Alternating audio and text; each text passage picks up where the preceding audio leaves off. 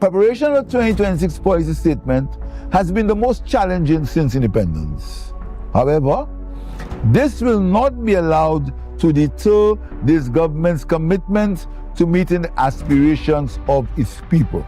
The war in the Middle East have meant that the global economic uncertainty and rising oil prices will become a local economic impediment for as long as this situation continues. This is why, Mr. Speaker, I have been urging the people of St. Lucia to take responsibility for the things that are within their control and not allow themselves to be misled. In these circumstances, we need emphatic, focused, and responsible leadership that understands that the good of the country should supersede any individual or political party interest. We are not a government of excuses. We are a government which delivers on its promises. The men and women on this side pledge to work together to make our island, St. Lucia, the best place to live and work in the region.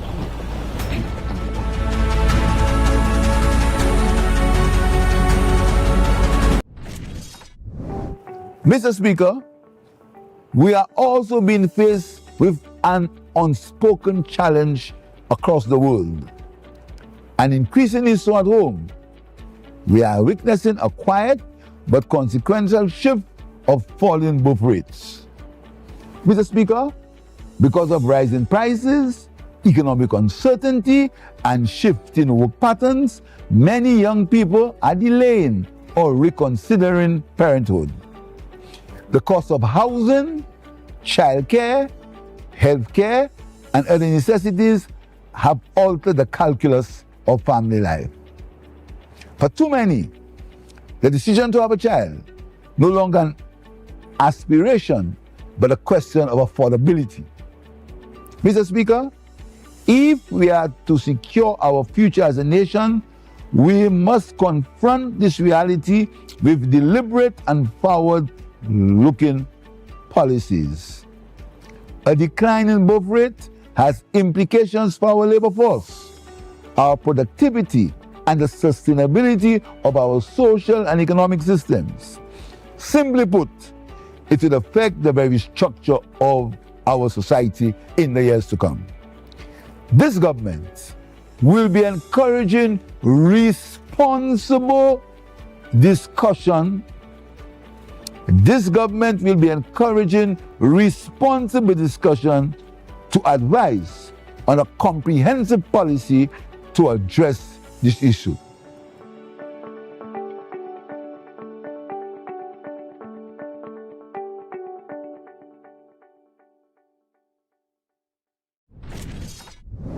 First, what is life? L'eau c'est la vie. What is life? Yet for too long, this truth was betrayed by a system in decay. The Northern Pipeline was over 40 years old, corroded and bleeding. Nearly half of all water produced was lost before reaching a single home. That was not policy, that was failure. Government has taken the decisive position that the entire administration of WASCO will come under review. In this regard, Cabinet has formed a committee to work in conjunction with the International Financial Corporation of the World Bank, the IFC, to prepare an appropriate public-private partnership, PPP framework for WASCO. In the meantime, WASCO will work on the following projects: the Patience Water Supply Redevelopment Project, upgrade of the pipeline from Bonte to Grosili, Tibbles Water Supply Rehabilitation Project, John Compton Dam Raw Water Pipeline Replacement Project. Mr. Speaker, we are not merely repairing pipes. We are executing a data-driven transformation. We are rehabilitating the northern transmission lines. We are upgrading the Tibbles treatment plant. And we are aggressively advancing both the John Compton Dam pipeline and the Patience Water Supply Project.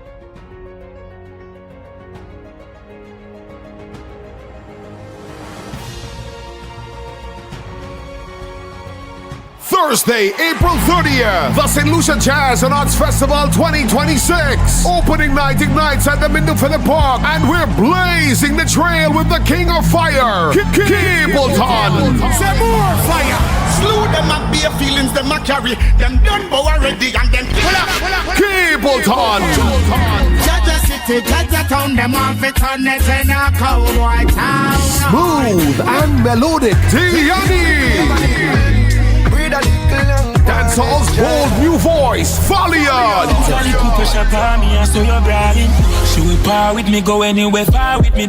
King of Bouillon, Asa Banton. Country power with international stars. You say that your new love's not Amber Digby. St. Lucian country icons, LM Stone and Showborn Seeley. Plus a special tribute to Kaiso legends. Thursday, April 30th at the Micoud Park. Be there. Tickets online at St. Lucia Jazz and Arts Festival.com and physical tickets at regular outlets.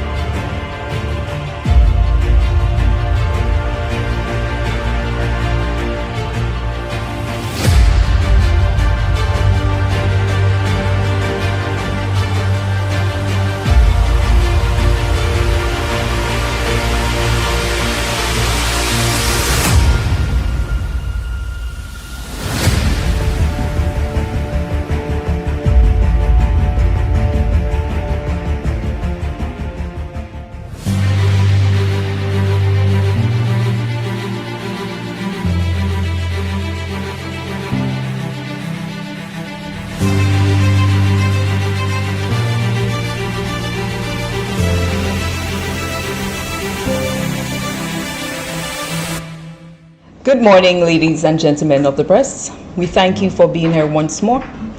As you know, St. Lucia has entered one of its most anticipated seasons, the St. Lucia Jazz and Arts Festival. And this is a stage where culture, community, and commerce meet on the same stage. Last weekend, we saw the hosting of Hills and Valleys Jazz in Bexar, and over the weekend, the community of Micoud set the tone with Jazz of Vierge, a reminder that this festival is no longer confined to a few headline venues, but is alive in the heart of our communities. This Thursday, April 30th, the official opening of the season moves to Marcia, another deliberate choice by the Peer Administration to bring jazz to the people. The government of St. Lucia has taken a clear, people-centered approach to the Jazz and Arts Festival, which is not just about entertainment, but about access and opportunity. Community jazz is about ensuring that the economic benefits generated by the events accrue to the residents in the areas where the events are staged. For years, the St. Lucia Jazz and Arts Festival carried strong national branding, but uneven community penetration. Under the Peer Administration and under the leadership of Honourable Dr. Ernest Hilaire, who is the Minister for Tourism, that has changed and it is still evolving. By bringing jazz into communities such as Bexar, Micoud, and Marcia, and other communities, the government is widening participation, giving local vendors, creatives, and small businesses and residents a direct stake in the season. Now, what does that look like? It means the food vendor in Micoud now sees an increase in their sales. It means the young artist in Micoud gets a platform. It means the taxi driver, the hairstylist, the small shop owner all feel the ripple effects of the national event. And importantly, it reshapes how we define success, not just by crowd size, but by who benefits. As we look ahead to the official launch, The focus remains clear: expanding the footprint of jazz, deepening its community impact, and ensuring that its economic benefits are felt where they matter the most, among the people. Now, to brief us on this year's Jazz and Arts Festival, I now invite Honourable Dr. Ernest Hilaire, who is also the Deputy Prime Minister, the Minister for Tourism, Commerce, Investment and Creative Industry, Culture and Heritage.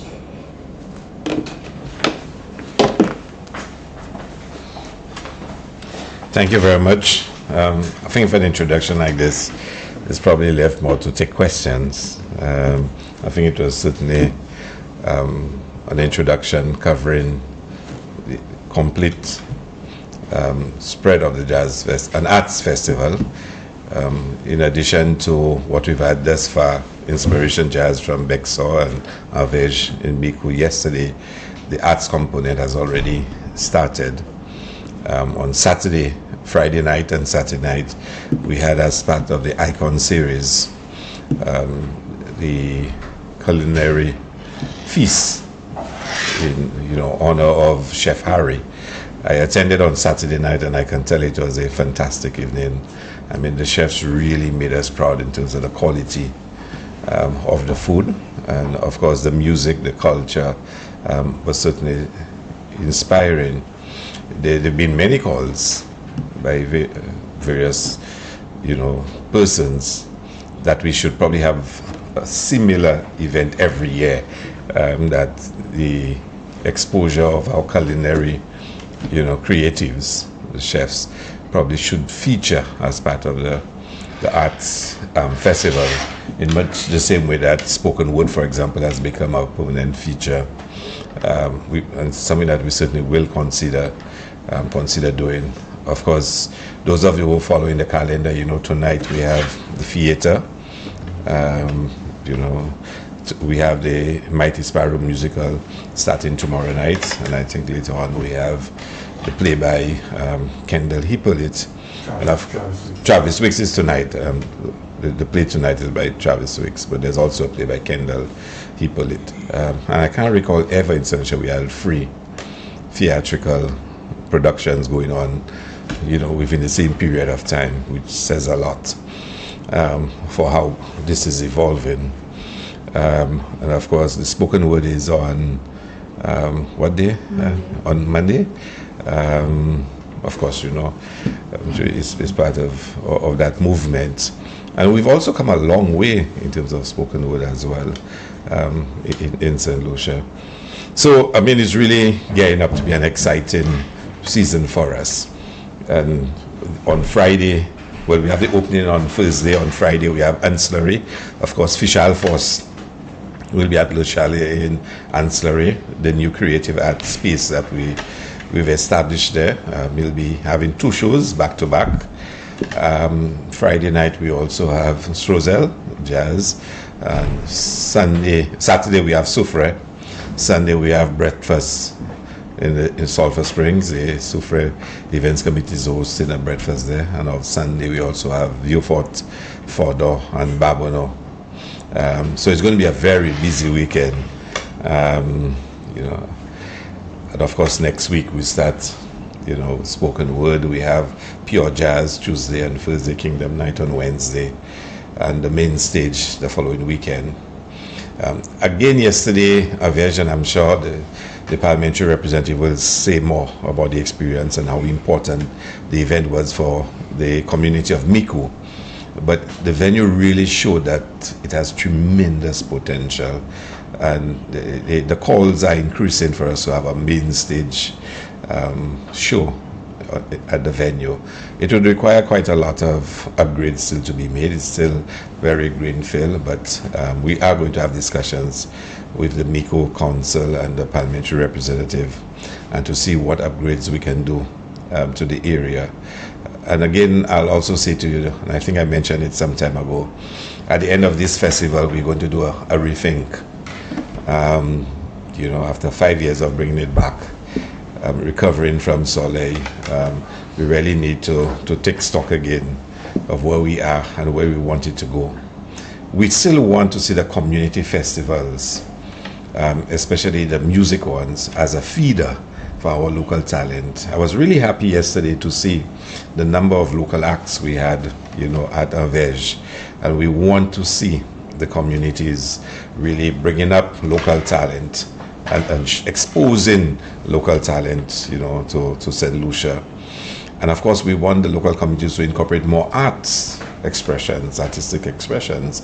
So we're not seeing enough of that. It's expanded this year. Ancillary will have spoken word by Fish, but we want to see, more, other expressions taking place in the communities, not just music, and not spending the resources on having, foreign, artists and bigger shows. Yes, that brings in resources and they are needed, but we also want it to become a genuine jazz and arts festival. So we're going to take stock again and review it and see how we can push that agenda forward. But yeah, it's going to be exciting for the next 2 weeks. And of course, once that ends, we go straight to the Calypso tent and into Carnival. So those of you already exhausted, we still have a lot more, to come. But I was really pleased with yesterday, really pleased with yesterday. And Saturday, like I said, with the dinner, the Icon Series dinner, that too was very special. So I'll take your questions now, if you don't mind. Yes, sir. All right, thank you. Hi, good morning. Good morning. 2 questions. So first of all, it seems that we're beginning to perfect, or at least significantly improve on our jazz festival, not only in the scale of it, but getting into the communities, arts in the city, making it an event for the people. So I have to ask, other Caribbean countries, for example, Barbados and Trinidad, have hosted events like CariFesta, have invested into having larger theater spaces. Is St. Lucia gearing itself up to be able to host a regional event like that, or to improve its resources? Like you said, we have 3 plays going on. What are the plans for a regional level theater in St. Lucia? Yeah, I mean, we have been discussing it, and I've had quite a lot of discussions towards the establishment of a national cultural center or creative center. That is still a little way off, maybe by 2 to 3 years. Hopefully, I was hoping by budget we'd be able to have given a more definitive statement on this. But maybe God spare, next year we should be able to, or even before that, to do so. We have looked at the CariFesta and what's possible, what's not possible.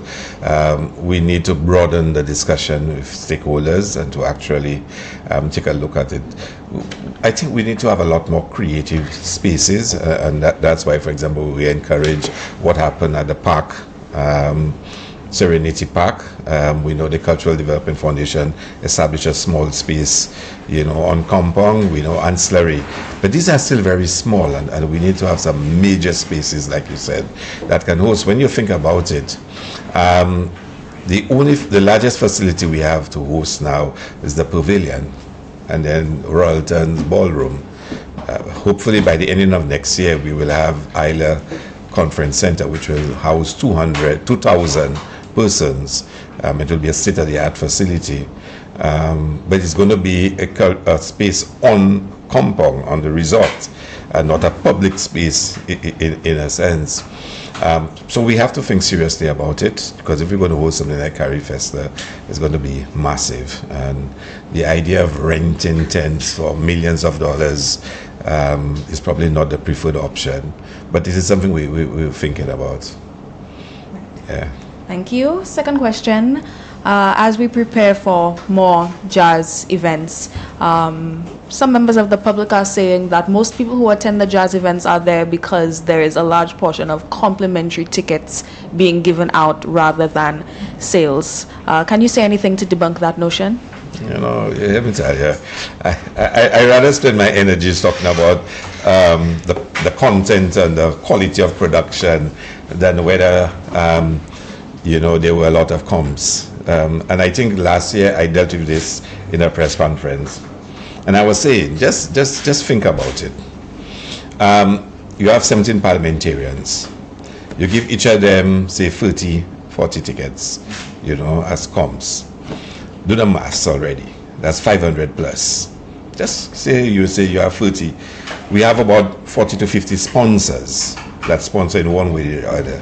You give each sponsor about 10 tickets, 10 to 15 tickets.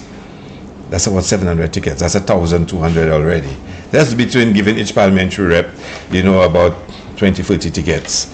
My list of persons who want complimentary tickets from my constituency is over 100 already. And I will not get 100 tickets. So just think about that. So if you just add sponsors, you add parliamentary reps, and you add senior public servants and state agencies that assist, in different ways. By the time you finish, you're close to 2,000 comps already. And these are not just given away frivolously. These are people that have association who provide services, and some people who just give you assistance in kind, and they want an invitation. And let me tell you, anybody who knows about hosting events know that you have to give complimentary tickets. So sometimes I hear people say that, you give tickets, so many complimentary tickets. Giving away 2,000 complimentary tickets for an event that has 14,000 people is not exceptional. I can tell you last year we made the most money from ticket sales. Can't tell you the exact amount, but it was a record performance for us. Well, for the last 2 years, I don't expect this year to be as strong as last year and the year before, for obvious reasons.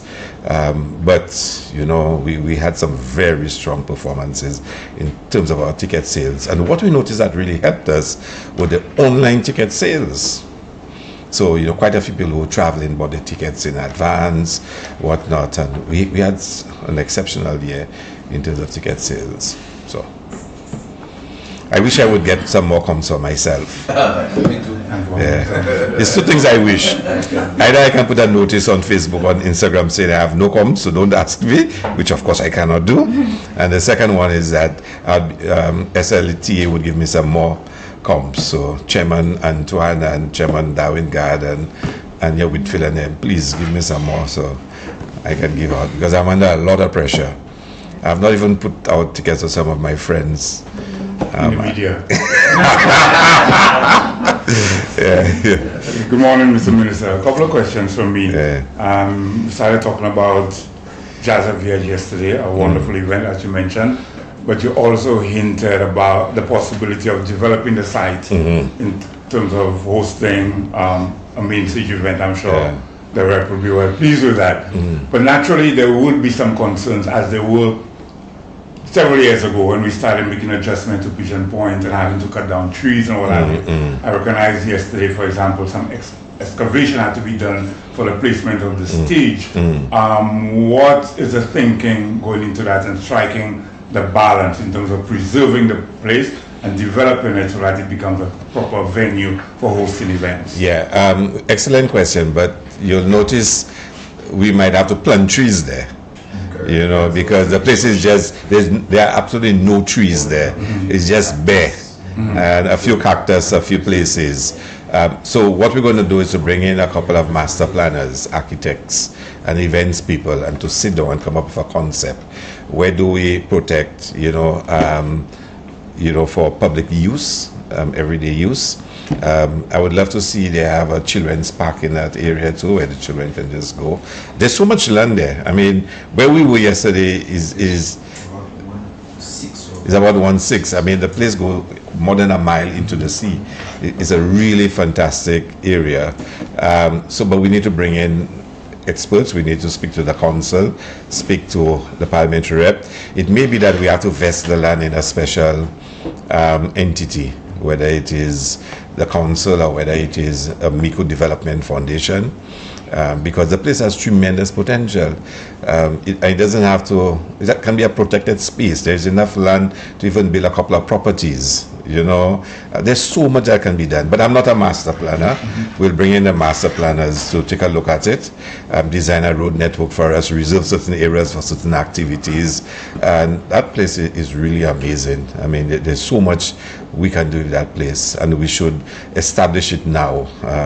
So the process will start. In fact, we've said to the parliamentary rep, as soon as Jazz is finished, let's start that process. Okay, I have two other questions kind of indirectly related to jazz. The first one in relation to the rideshare service. I recognize again yesterday one of the local rideshare services, Allies, was a sponsor of Jazz Vierge. But looking at we coming into main stage events, a lot of visitors coming in who are familiar with utilizing Uber. Where do we stand now with Uber operating in St. Lucia?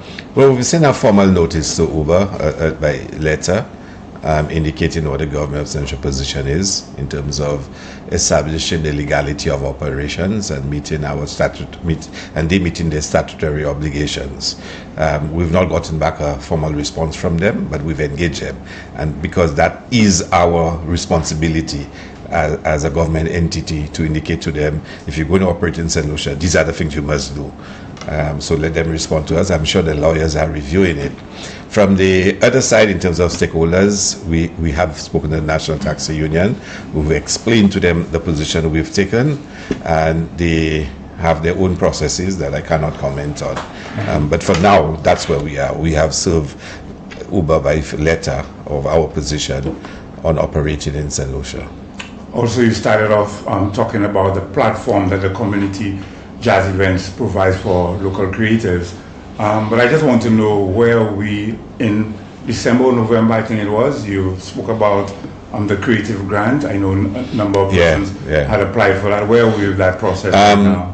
Give me until Monday next week. I think we should start issuing, because I don't know if you know how government they operate. So the budget statement was approved last week. The Senate meets this week. Once everything, the bill is passed, we should be able to, once the bill is assented, government can start spending, monies will be, issued.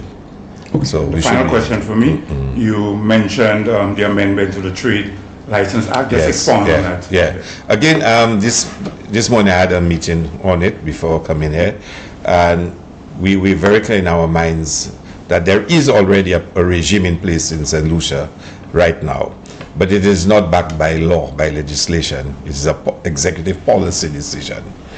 So we're going to ensure that the Act provides legal authority for a lot of what we're doing.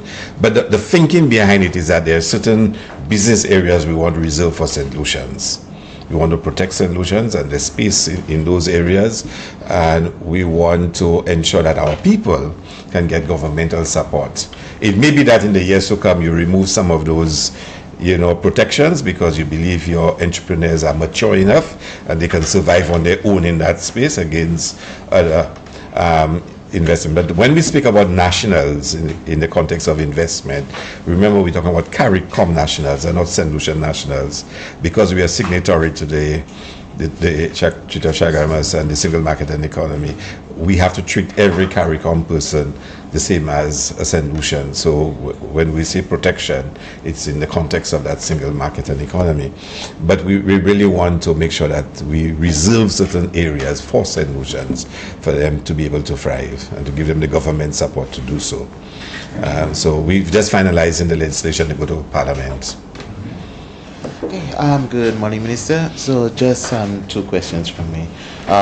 So as you said, with the increase, especially with jazz this year and sort of a grander scale as well, this week is the commencement of junior jazz as well in Serenity Park on Wednesday and Thursday. So my question would be, with junior jazz also commencing this week, a lot of people are asking, will we be able to see some of our young performers, our young artists as well during main stage in the near future? So but you mustn't skip a level, huh? You want to move from junior to main stage. There's a community jazz in between. Right, but still a good question.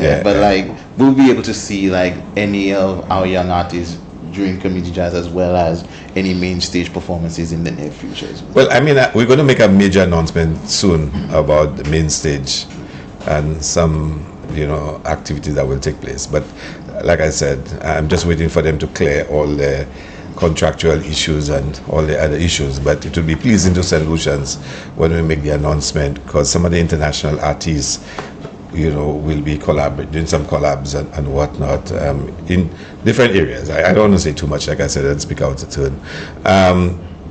But you are right, and that's why we want the the community jazz to offer that opportunity. So some of the young violinists we have, some of the young artists we have, the musicians, we want to see them. And that's why we need to rethink the Jazz Festival in a way, because we need to give it a different twist. You know, we want to see how we can incorporate. Already we're doing it, the spoken word and the other arts, in the pure jazz component, in the pure jazz. But how can we do it for the main jazz music as well, to bring in other creatives in the changeovers and whatnot, so we give them that kind of exposure. Another idea we've been toying around with, and we really have to start implementing it again in the new version moving forward, is a lot of pop-up performances. You know, have a real, you know, all our, you know, young musicians, performers, and just pop up at bars around St. Lucia and perform for 10-15 minutes and then move on to another bar. So maybe for a couple nights in St. Lucia, throughout St. Lucia, all popular hangout spots will have music and performances taking place, so young Savory can go to 5 different spots, you know, performing that night. You know, a jazz pianist can go. So the whole country for 2 nights at least can just be pop-up performances. You know, guys playing dominoes and then a saxophonist playing, and just create that vibe in the whole country. Of course, we're thinking of all those things to really make it more exciting. Even pop-up theatrical productions, you know, half-hour production somewhere, you know. But we're thinking it through, and we're really trying to come up with a model that is more developmental for our creative expressions. Now, some people will say, but wait, you're losing the focus on the international reputation, branding, exposure, arrival numbers, and everybody talks about arrival numbers these days. And I always remember when I first came here, I said to the media, you know, I do not want to be judged by arrival numbers. I want to be judged by the quality of the numbers and what it brings and impacts, how it impacts our communities. And I still live by that. I don't want to be boasting that the numbers increased by 30%, and on the streets the average solution telling me, so what, how I benefit from that. You know, I much rather show them how they benefited from numbers that come to St. Lucia. So we will be discussing a lot of that in the coming months. Thank you. And my next question would be, I'll say kind of similar to ride sharing, but I know for the shuttles going on for this year, especially. Now I know for the past few jazz festivals, we had a situation where people go and have a designated parking area and they take the shuttles to the actual events. So for this year, is there going to be any specific changes, or is going to be anything similar to the previous years? I'll tell you something. I haven't had experience in Cricket World Cup in 2007, the ICC World Tournament in 2010, and that time as tournament director. You know, I've had a lot of exposure to planning those, you know, the transportation aspect of it, you know, both ingress and egress, whatnot. And having attended international events myself, you know, you go to most international events, the World Cups and whatnot, you virtually have to walk sometimes a whole mile to get to the stadium. Literally walk from where the public transportation drops you and walk to the stadium, and how long you have to wait to even board a train to get away from a stadium. But we're different in this part of the world. People want to know that they pack as close as possible to the venue, and they want to walk as little as possible. So you have a different mindset, and you have to plan and organize for different cultural habits and practices. I was really different. I even remember when we introduced Park and Ride for the 2007 World Cup. I can never forget those days. I mean, you talk about getting pressure. Now, in those days, we were getting pressure. They had a program called The Rumble. I'm sure Mr. Daisy will remember that and whatnot. You're young journalists. Called The Rumble. And let me tell you, when I first started talking about Park and Ride, a few fellas called and really give it to me. You know, about Park and Ride, guys, a man want to come, but you say with the car, you tell them, oh, they have to, you know, and all kinds of story. And that's the first time St. Lucians were really going into Park and Ride, whatnot. But in St. Lucia, the big takeaway for me in planning those things is how do we get St. Lucians to just follow the directions and the instructions given. It works. It works.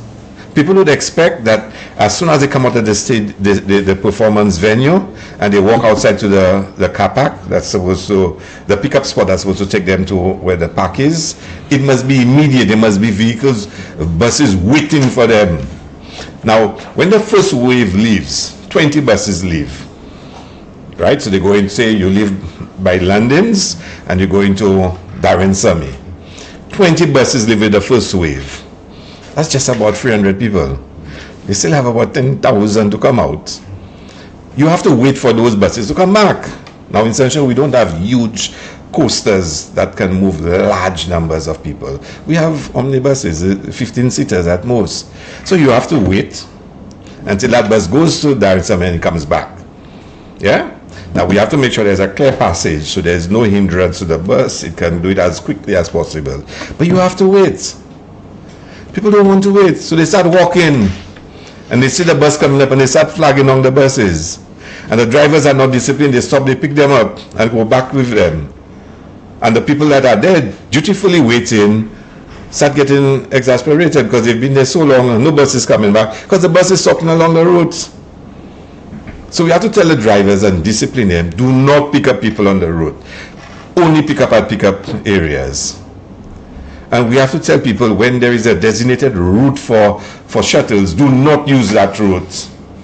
You don't want police running after, on bikes trying to tell people, you're not supposed to be on that route. Everybody's thinking, I know a shortcut I can pass. Every solution knows a shortcut they can pass in.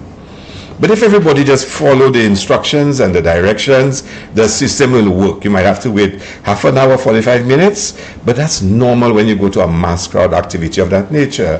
When you have, 8,000 people expecting to move to go to buses, it will take some time, but we're not disciplined enough in that way. Even I just do it sometimes. I always want to take little shortcuts or whatnot, but we're just not disciplined enough.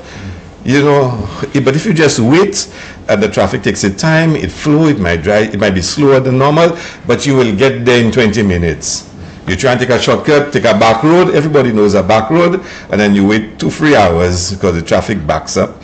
We solved one problem though. People used to just park alongside the road on the way to Pigeon Point. Now when you're coming out of Pigeon Point, and all along the road in front of you, people are coming out one by one. You know how long it's taking for you to eventually clear the road? So at least we've cleared that up. But we're going to continue to work on it. But the biggest issue is not the plans that we have, because the plans are beautifully laid out, is to get the mindset of the patrons in sync with what we're planning. And then we have Friday night, Groseley, when we have Friday night main stage. Now the Friday night show is usually the biggest show. So you can imagine people going to Groseley, and we use Groseley back road because we try to create a ring road, but then you start losing Groseley. So it's a little challenging, but we'll continue to work on it. But it's the biggest feeling of the event is always the traffic management. But I believe if individuals are disciplined more, it will work better. It worked in 2007, largely worked out, and we had a lot of people there. But again, you have to be disciplined. The ferry, but same way the ferries.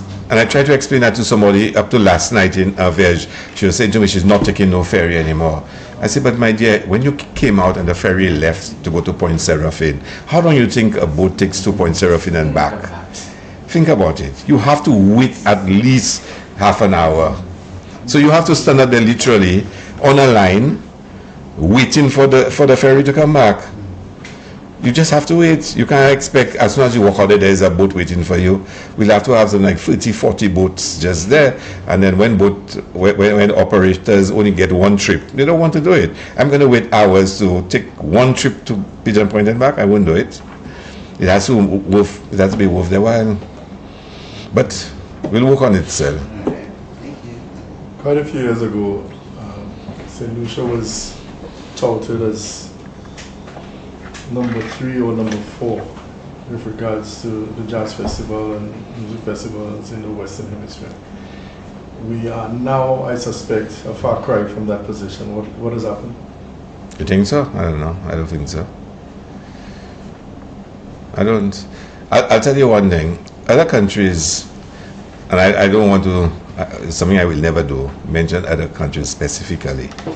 But I know what other countries spend on their music festivals. I know.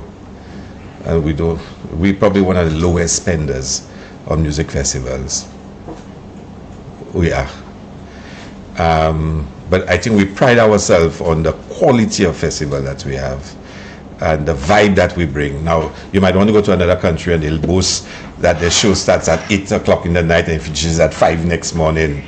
I don't think that necessarily makes it a better event, that you have all-nighters and you never sleep at all. I don't think so. Some people tell me about certain people we should bring and put main stage. There are some people who will not bring main stage because our main stage has a profile, a certain type of artist, a certain type of performance, a certain standard that we expect. So I don't think that we're not the largest spender, but in terms of sophistication, vibe, charm, nobody still can touch us. And how we've even evolved the festival in terms of its community outreach and impact. It actually was recorded, written, that we were, if memory serves me, I think it was number 4 or number 3 after Toronto. Yeah, that was one assessment. Right, but it was written. Now it's not. Yeah. So my question still is, where are we and why? Well, again, I'll tell you that it depends on who you go to for the assessment. It all depends on who you go to. And I'm prepared to, if somebody says to me, you're now number 10 and you were number 4, I won't argue with them, that's their assessment, but tell me, why have we moved? What have we done differently? So it all depends on who does the assessment. And I'd love to know different assessments, because we do that every year. We get feedback and we get people to give us assessments of the festival, the ups and the downs of the festival. And I still believe most people we speak to tell us we have the preferred festival. And our numbers show it too. Our numbers show it too. Good afternoon again. Just to piggyback off a previous question on transportation, bus drivers are complaining that they are not being treated fairly during jazz and carnival. What are you doing to ensure that, how do I say, they are more involved or better accommodated, or what are you willing to say to ease that feeling of they being sidelined during these activities? I have no idea why they would say that. I don't know, honestly. Okay, so there's one example. They were saying that they see other motorists using a particular route, and then when they try using that route, the police are saying, no, you cannot pass there. Well, especially during carnival. Then they should not pass there.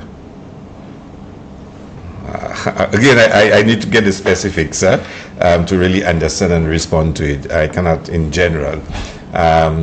I mean, okay, let me just try and wrap my brains. For example, I had an encounter with a bus driver once at Carnival. They closed the road by Corinth, and they say only revelers are allowed to pass, to go down Shock Hill, to go to take, or everybody else must go around.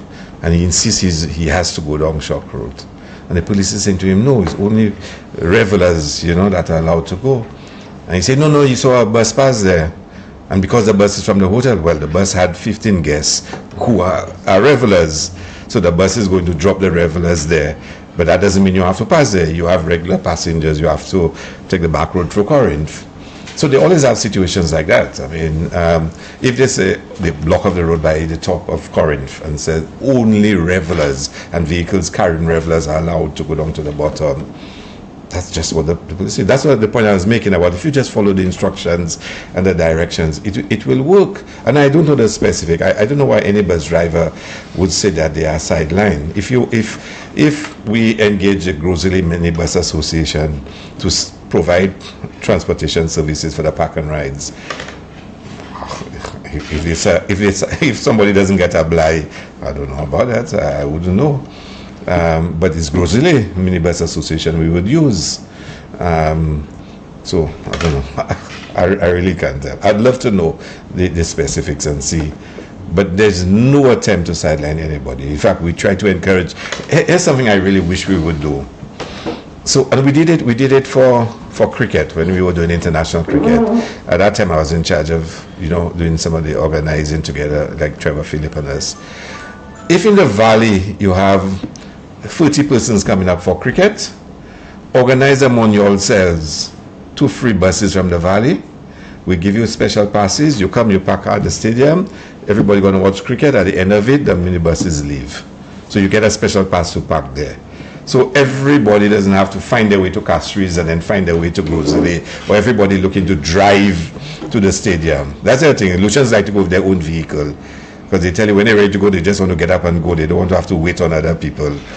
But then if a community has 25 people, say from Soufrière, want to go up for jazz, just try and come up with 25 cars or 15 cars.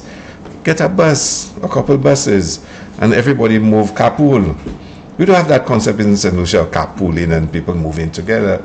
So I would advise some of the minibus associations that want to feel that they're part and benefit from it to organize community movement, carpooling from the community. So, put out an appeal, say, how many people from Monrepo going up for jazz?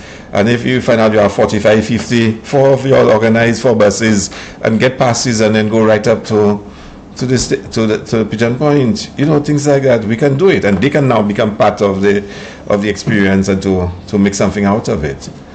I don't know if that even makes sense. Yeah. One question for Dr. Hilaire. Not Hamilton. How was Vierge? Vierge, how was it? Well, I enjoyed myself. I don't know. Yeah, you were not there. No. But you should have come there. Yeah. Well, the minister will come and tell you about it. How was I supposed to go? Answer didn't get his pass. You didn't get your pass? Hamilton won to his pass. You are upset. He was supposed to give it to us, and we didn't. Yeah, I can only speak for the national events. And I'll still say it's your responsibility. Thank you, Dr. Hilaire. As you know, the community of Micoud North hosted their jazz event yesterday, Jazz Vierge.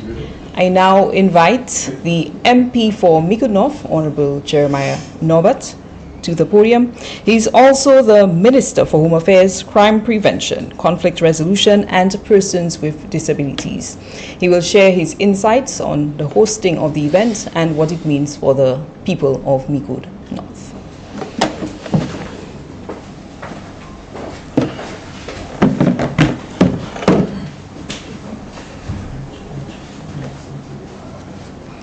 Good morning. Oh, sorry. I heard the last question. The person who posed the last question said good afternoon. So good afternoon, everyone. Yesterday, the community of Micoud North came alive. We hosted our second Jazz Vierge, a very telling moment for the people of Micoud generally, but also for St. Lucians who came in and who got an opportunity to be part of what I think is the best community jazz in St. Lucia right now. I know other parliamentarians may have a different view, but I know patrons yesterday will tell you that Jazz Vierge is indeed the best community jazz in St. Lucia. What we provide to our people, is really telling. Yesterday I saw scores of individuals at Jazz Vierge, which means I saw more people yesterday than I saw last year. So we saw an improvement in our numbers. I don't have the preliminary numbers now, but I can tell you from what I saw last year, what I saw this year, I can almost guarantee you that we saw an improvement in terms of the numbers. So I'm very excited as Parliamentary Representative. But what is even more important for me is the economic opportunities derived from an activity such as Jazz Vierge. Last evening, I walked through what we call Village Micoud, this small little area where we designated for food and beverage. And the truth is, it was really a challenge to be able to get any food. Even after the event, not even scraps were available. Everything from what I gathered, almost everything from all vendors, all food vendors were able to sell out, which speaks very well for the people of Micoud. The vendors who were there were not outsiders. They were Micoudians like myself. When you look at the individuals who provide the supplies, all our suppliers, or majority of our suppliers, were from the community. And what we've decided, even as a committee, is to be able to look at the areas where there are gaps in terms of what can the community provide. Because if we are going to make Point Vierge become the mecca in terms of an entertainment hub in the south, the truth is I'd really love to see more young people being partners and being able to benefit. So we look at what we have currently in terms of tents, music, rails, even sound engineers. What do we have in the community?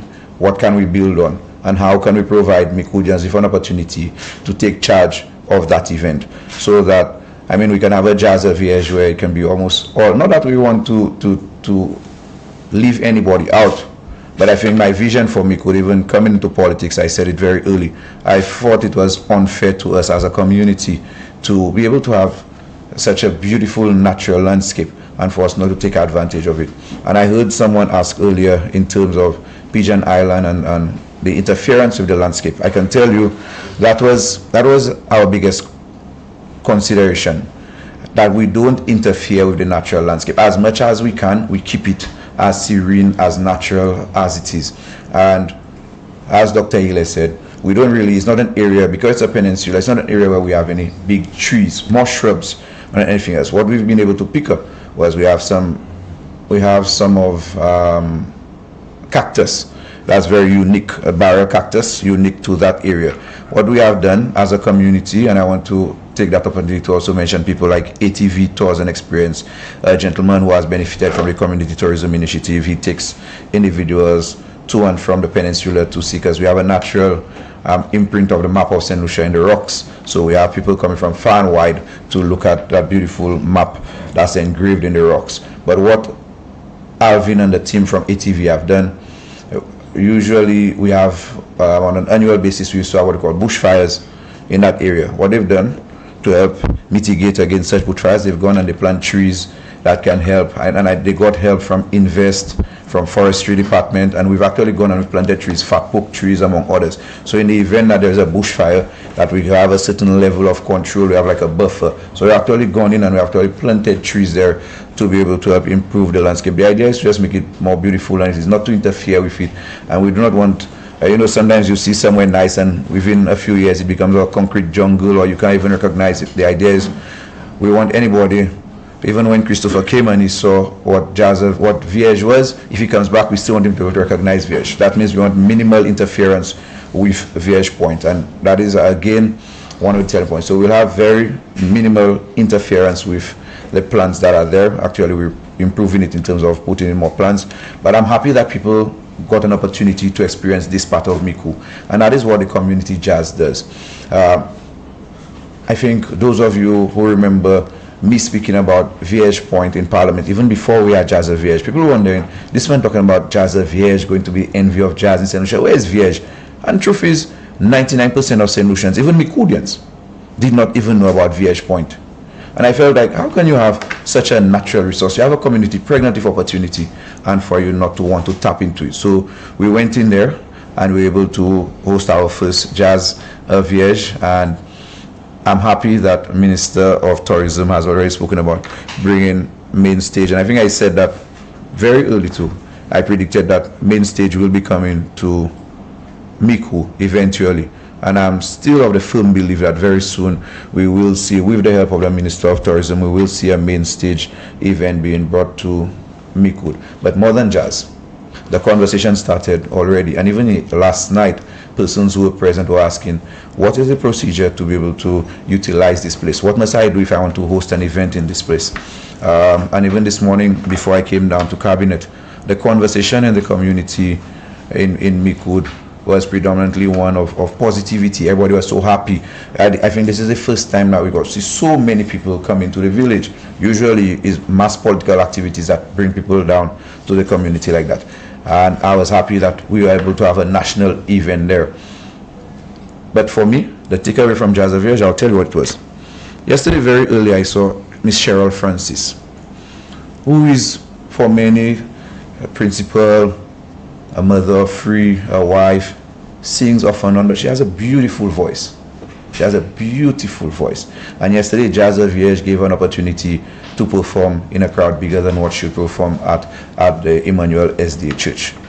I saw the Micoud Youth Academy dancers.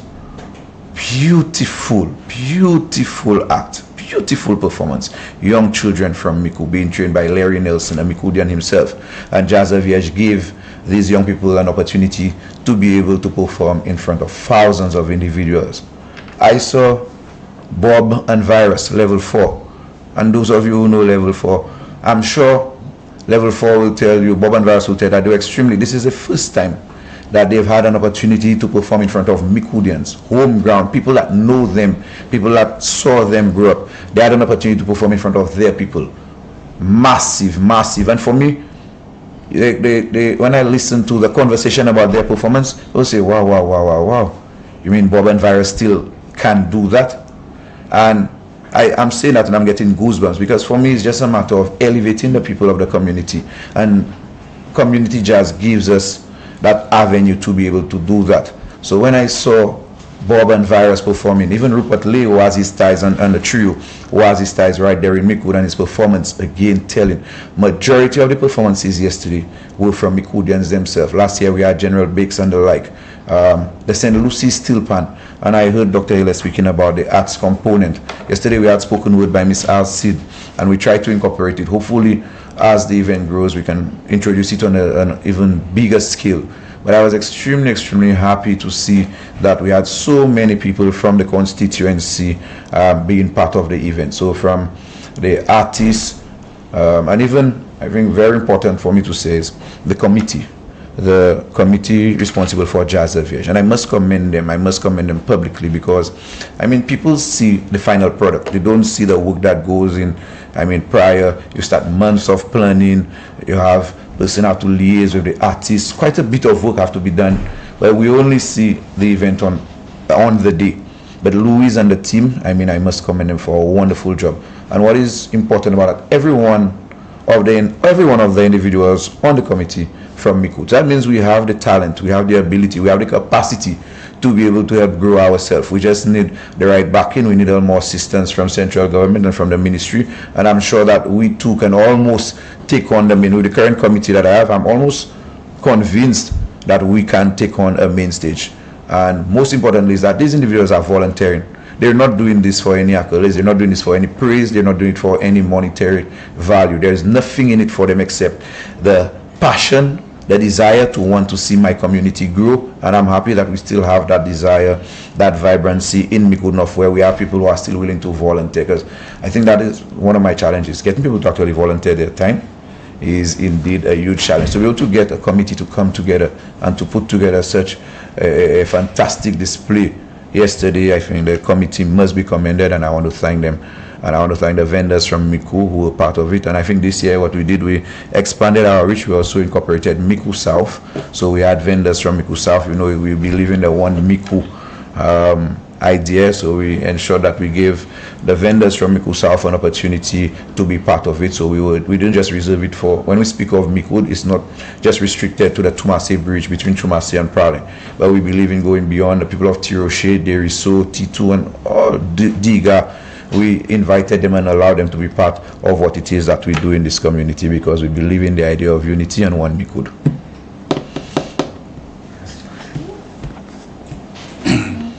Good afternoon. You spoke of your takeaways. Yes. My takeaways yesterday would have been the park and ride, and the minister spent some time discussing park and ride early on, so you could comment on that. And my second takeaway would have been, you mentioned the food area, but also you had a separate section called Made in Micoud, and I was very impressed with that section. Just comment on those two areas from Jazza Vierge yesterday. All right, perfect. So unlike some of the challenges that we experience in the north of the island, with people being, I don't want to call it indiscipline, but they don't want to take instructions, if you want to call it that. Micoud was exemplary in terms of the park and ride. I mean, people really followed instructions, and I want to commend the patrons for understanding the dynamics. And I guess when you have somewhere like Jazza Vierge, you have Point Vierge, you want to see it. I think you almost have to fall in line, you know. It almost demands that you fall in line, because you want to see what is there, you want to experience Micoud. But we saw, and it should have been even more difficult with Micoud, because if you realize the size of the road that we had to go in, it does not allow for a free flow of traffic, dual traffic. It does not allow for a free flow. Notwithstanding, I don't think that you'll get much complaints about people getting to and from the venue. One of the challenges we highlighted is, just like Dr. Hilaire said, we may have to consider maybe the police speaking via the VHF radios to allow for when the shuttles are coming in. So when they get to the entrance, to maybe stop all vehicles coming out, maybe just for a minute, just to allow the shuttles to come in, so you can move in and out much easier. But generally, people came in, they followed instructions, they used the parking zones, and I was extremely worried. I told Louise yesterday I was worried because at one of the parking zones there was no signage. So I said, but people don't know that by the area close to the police station was a parking zone, so they may not utilize it. And lo and behold, one person went in and everybody followed it and they parked properly. As of this morning, we have no report of incidents in terms of accidents or anything of that sort. So in terms of the park and ride, I can say it was a very successful initiative. But moving forward, if we're going to bring in a main stage, we've already identified that one of the challenges we have is a one way in, one way out. So in order to help mitigate and deal with that issue, we've already identified, we've brought in the surveyors and we've looked at a second road. So we're going to be able to have a free flow of traffic. It's just doing a circuit. So everybody come in one way and everybody who leave will pass through the park, come out in the southern end of Micoud. Everybody coming in will enter through the northern end of Micoud, closer to the gas station by Abbey, and come in. So we've already, in terms of, and if we want to have a main stage, we expect that there's going to be a lot more people. There's only one thing, when Dr. Hilaire discussed it with me about having a main stage, I said, I think Vierge has already almost, it's become like a brand and experience. We do not want to move away from our name. And I'm making a pledge, even if we have main stage, I don't know what, but we Vierge cannot be, we cannot move away from the name Vierge. I think it's what makes it authentic. It's well in line with what it is that you're experiencing. Now, the experience Micoud, I think that was a very, very important part of this year's activity. What Experience Micoud did was it spoke about the story of Micoud. So those individuals who come to Vierge, who come for maybe just the music and the vibe, they got an opportunity to know that we actually have a number 10 Downing Street in Micoud. A number 10 Downing Street where there is a preschool. But when you hear number 10 Downing Street, you think of the UK, right? But we actually have ours. We have a Pont Marco. We have an Idlers that has become a communal hub. This is where people come to speak politics. This is where people come. That's where we have some of the biggest political meetings. That is Micoud. So what we were able to do was to tell the story on our first backlist bank in Micoud.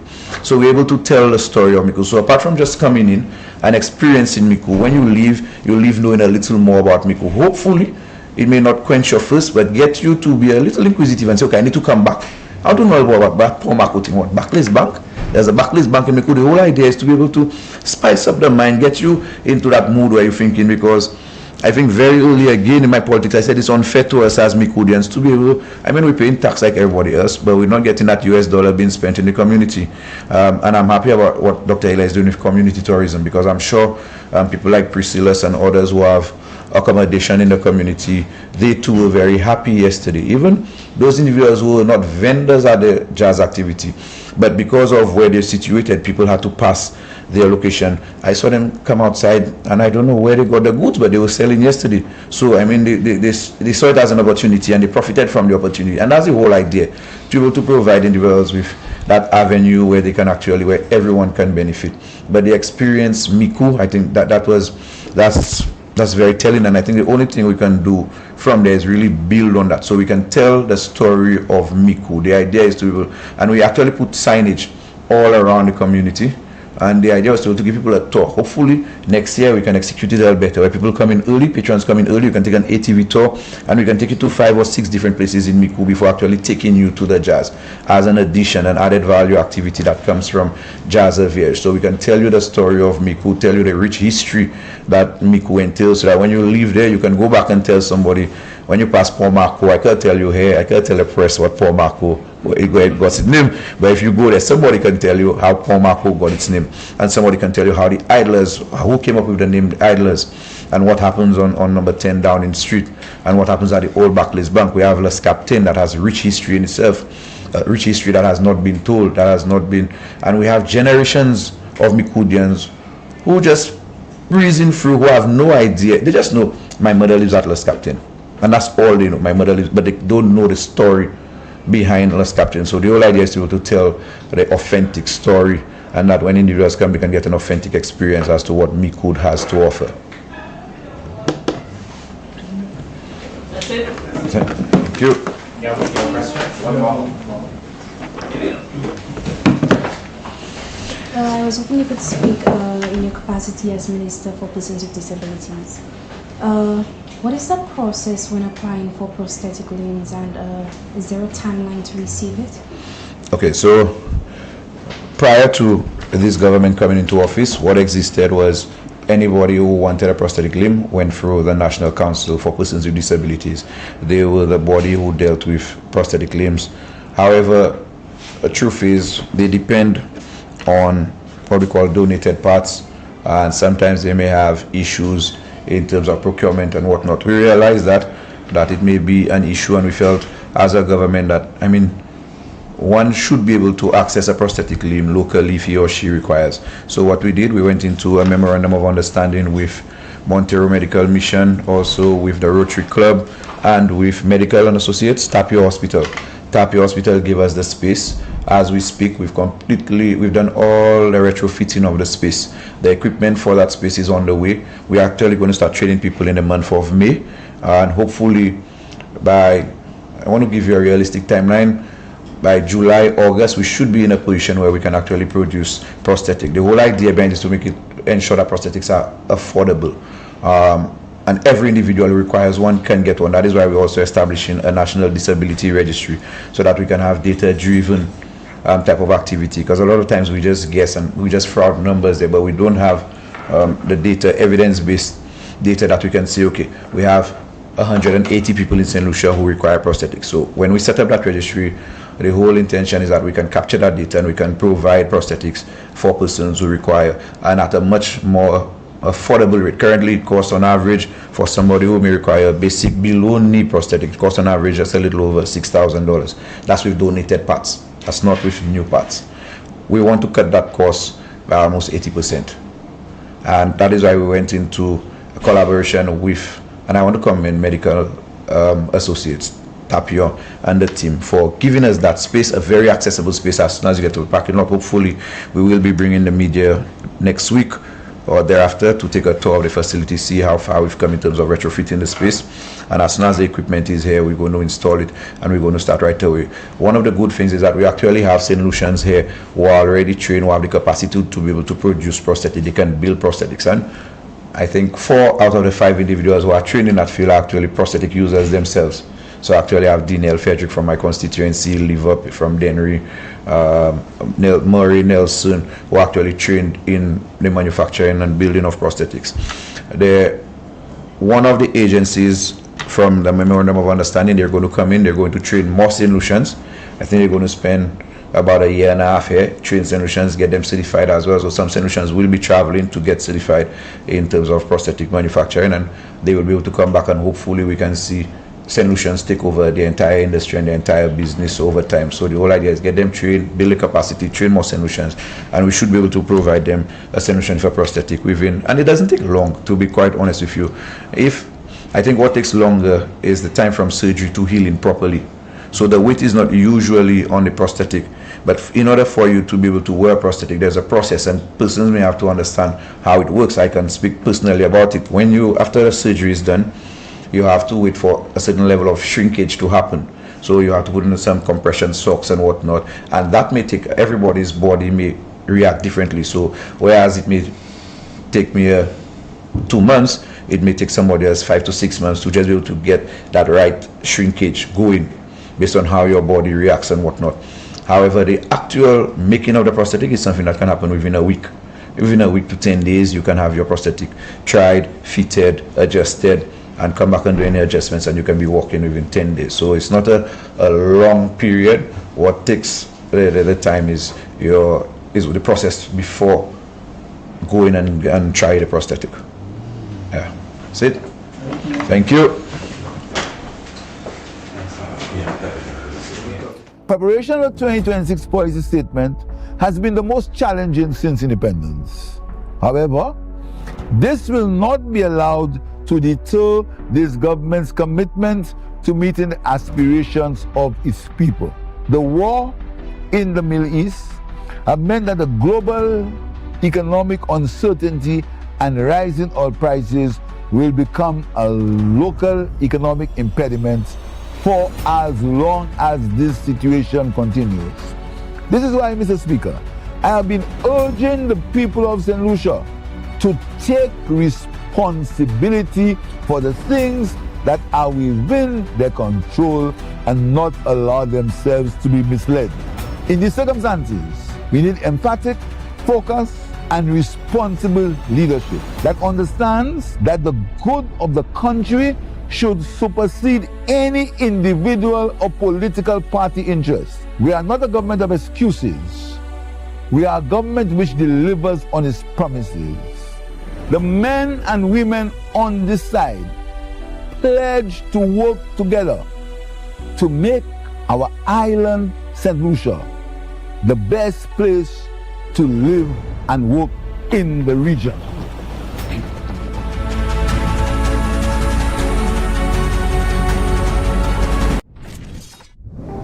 Mr. Speaker, we are also being faced with an unspoken challenge across the world, and increasingly so at home.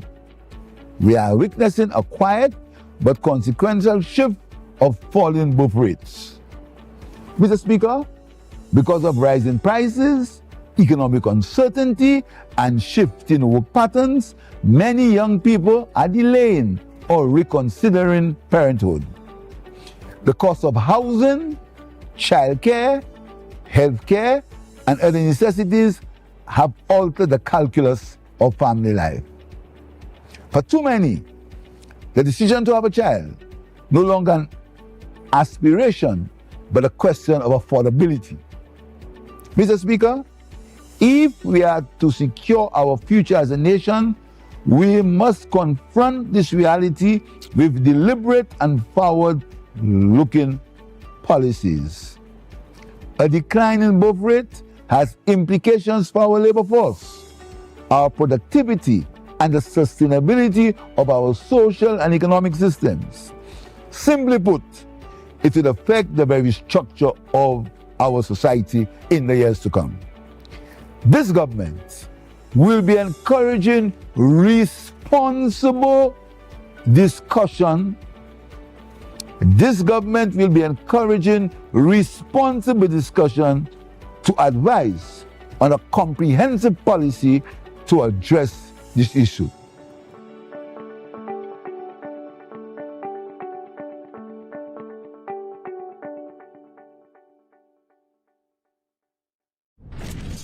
This year, a business facilitation unit will be established in the Department of Commerce to oversee the implementation of the Ease of Doing Business agenda. Mr. Speaker, a long-standing issue for the private sector has been an electronic single entry window. This issue has been on the table for discussion for almost 20 years.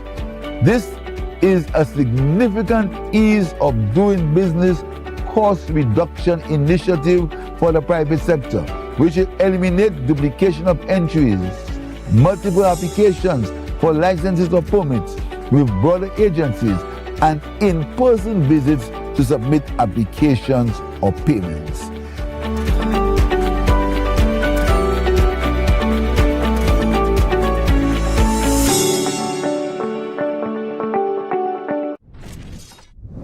I heard the Prime Minister speak of the Love St. Lucia campaign, and I smiled when he did it, and we smiled because it is a popular refrain of his that we must, grow what we eat and eat what we grow, Mr. Speaker.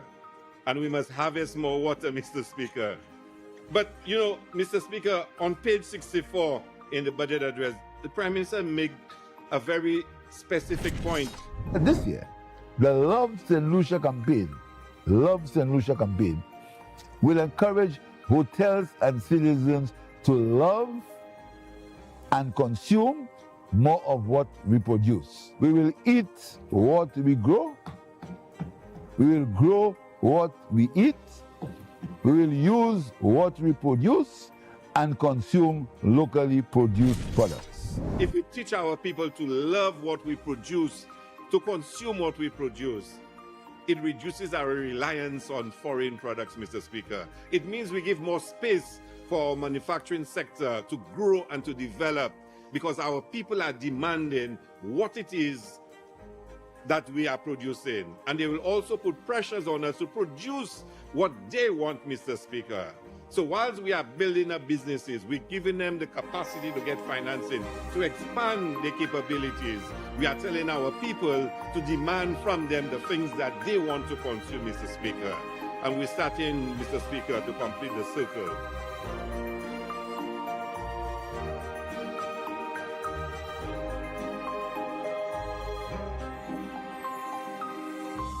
Thursday, April 30th, the St. Lucia Jazz and Arts Festival 2026. Opening night ignites at the Midfield Park, and we're blazing the trail with the King of Fire, Capleton. Say more fire.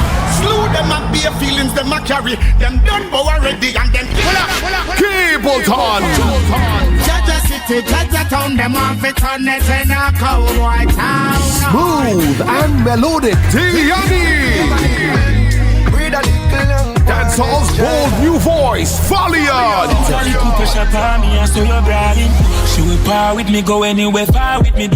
King of Puyo, Asa Bantan. Country power with international stars. You say that your new love's not Amber Digby. St. Lucian country icons, LM Stone and Shobon Seeley. Plus a special tribute to Kaiso legends. Thursday, April 30th at the Midfield Park. Be there. Tickets online at stluciajazzandartsfestival.com and physical tickets at regular outlets.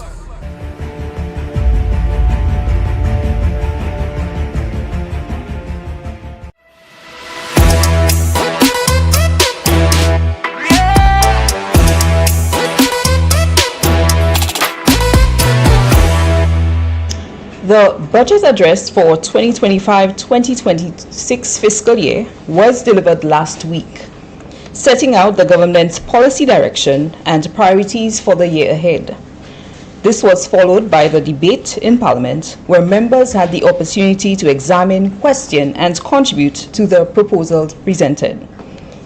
The Prime Minister, who is also the Minister for Finance, Justice, National Security, Constituency Development and People Empowerment, will now provide additional clarity on the budget policy address.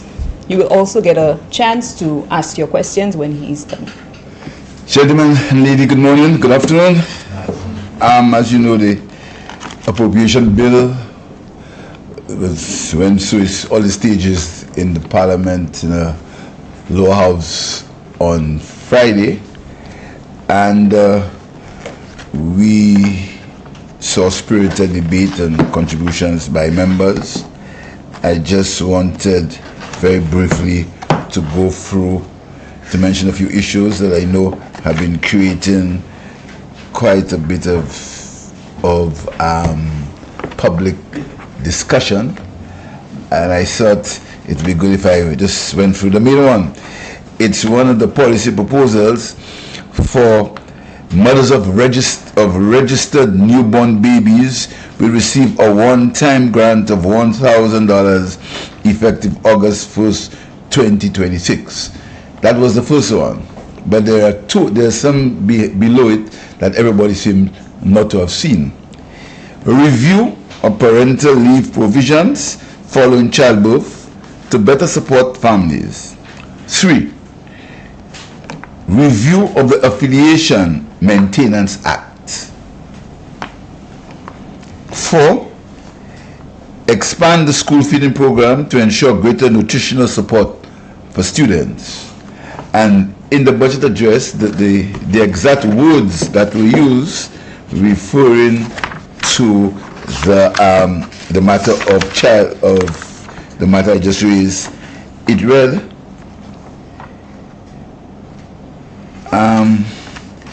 and I just want to read it for you. It says that in the matter of population, it says that we need to begin a mature conversation. And that was clear that what you asked for was a conversation. The Minister of Finance wasn't proclaiming. He was asking, these are the facts, and then he was asking for a conversation, a mature conversation. These were the exact words in the budget speech. And I trust everybody has a copy of the budget speech. So if you look for it, you will see that the Minister of Finance was saying that we should have a mature discussion. He was not pronouncing, he was saying, but in the meantime, the Minister of Finance made available $1,000 to help in the meantime. And that has been a policy not only new to St. Lucia in Barbados, that was also done to assist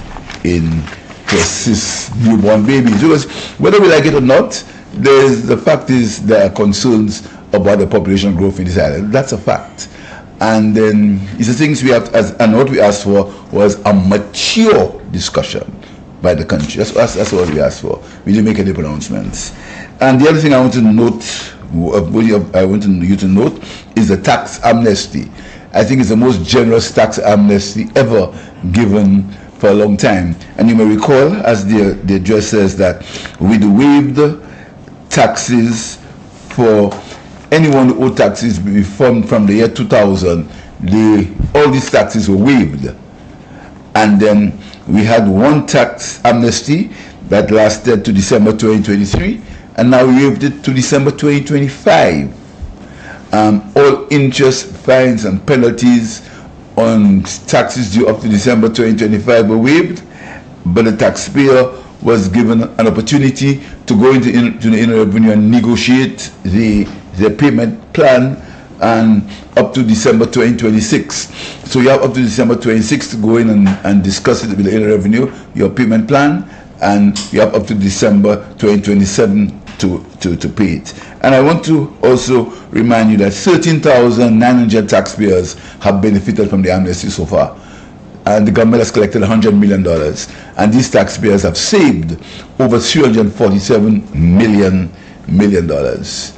Another interesting phenomenon in the budget which I want to raise for you is that first-time landowners, young professionals who buy land for the first time, young people, particularly young people, that's another aspect of our youth policy, who are buying land for the first time, they can get a 50% deduction on their interest.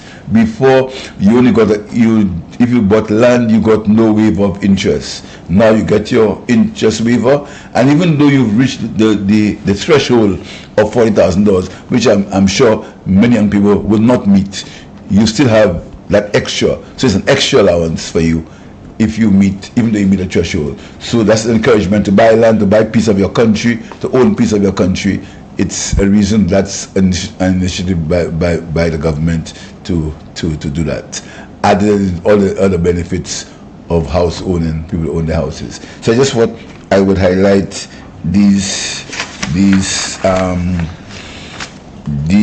three policy changes, and also the 5 CXC subjects now, so every child can matriculate. So no child in the country would say they cannot advance their education because they can't pay their CXCs. That's the thing of the past. You need 5 subjects to matriculate, and then we pay in the 5 subjects. So no child in the country, no child, literally no child is left behind. Every child from every house can have an opportunity to advance my education, because the government is paying all the 5 subjects for them. And then we, in our pursuit for agricultural development and diversification, you know, this is my emphasis on water harvesting. It's some of the incentives we give. And we also are giving $25,000 to the young people at Sir Apple Lewis, $250,000 to the young people at Sir Apple Lewis Community College to get the agricultural station going, the agricultural research unit. We gave them a grant of $250,000 to get the Center of Agricultural Development, to ensure that we maintain the mantra or the philosophy of growing what you eat and eating what you grow. The emphasis on early childhood, and this is why I told you to look at it, don't look at it in isolation, because in early childhood you could be saying that we're emphasizing early childhood education, all coming with the whole population issue. You will notice that the development, maternal care, free maternal care for mothers, etc., moving up, and then we come to a stage now where early childhood education. Another proposal, the idea, the government, we did the Swift Justice program where we have a special court to get cases through the system quickly, and now we are offering 2 policemen in 2 years, 2 scholarships to study law. The intention is that they return to work as prosecutors. That is part of when they awarded the scholarship, part of the conditions is they come back and get a police station, get a police force, 5 years of service, and as lawyers to beef up the police prosecution. The whole continuation of ensuring that justice is done, and justice delayed is justice forgone. So we're working on these issues. So I guess I just thought I'd mention these proposals for you, but I'm sure you have copies of the budget, of the appropriation bill, and you can make your own deductions. I'll take any questions if you have any.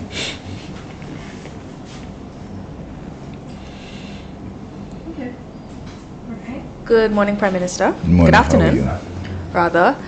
So speaking a little bit on the problem of population growth, beyond the birth of more St. Lucians, has the government considered migration as a strategy to stabilize the population? No, we have not. We have not, because the issue is that problem seems to be around the region, around the world. We have that problem, and Barbados is an example where it's a very chronic problem in Barbados. And I was just reading about something about Japan, I think, where they are having an incentive to young people to go on dates. I don't know if you reached that stage here yet, but I don't know if Jerry can answer that. Jerry wants to go on dates? Jerry's a married man. Oh, I did say something, I said dates. So I have not been considered yet, no, not yet. Nonetheless, especially with regards to the changing global situation, has the government at all looked at its migration policies and how easy it is for someone to immigrate or work in St. Lucia? Have there been any plans with regards to that otherwise? Well, we are part of the OECS Freedom of Movement treaty where people can come in and work and carry up to 6 months. So I guess what we've not signed on to the declaration like Dominica and Barbados and some other countries where people get automatic entry. We've not done that. Something that we have to consider, but it's something that has to be discussed and something that has to come under scrutiny, because we have this, some people believe that the country, some people have very emotional attachment to people coming into their countries, but that's why it's open for discussion. And if you notice, I just wanted to read that what I said. The government will be encouraging responsible discussion to advise on a comprehensive policy to address this issue. That is extremely important. We're saying that we are encouraging responsible discussion. So all what you ask them is something that will be part of the discussion, migration, etc. But but as usual, people like to look at things that they believe will make political mischief. When you talk about the government giving $1,000 to make children, that is really not true. It was never true. And then the build up to it shows that it is not true. But in this season, I don't know what season we're in now. Jazz. I'm sure the minister spoke about jazz, gave you a very good outline. But I was wondering, sometimes it's baffling the way people extend things that So simple.